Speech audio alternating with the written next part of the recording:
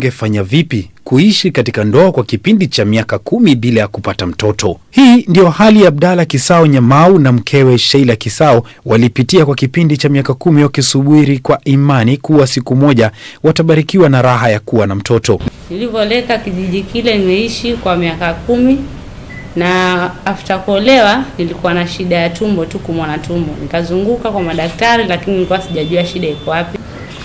Nilifika hospitali na akapigwa picha lakini akapatikana akona blockage ya tubes.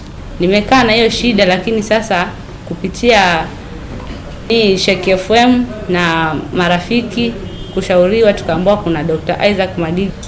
Tuliweza kumpatia matibabu yetu ambayo kwa muda wa miezi 5 tu Mwenyezi Mungu alionyesha maajabu na bebe Emmanuel ndio huyu alizaliwa, na hii ni miujiza ya Mungu kupitia Makini Herbs Clinic. Makini Herbs Clinic, tumaini la afya yako.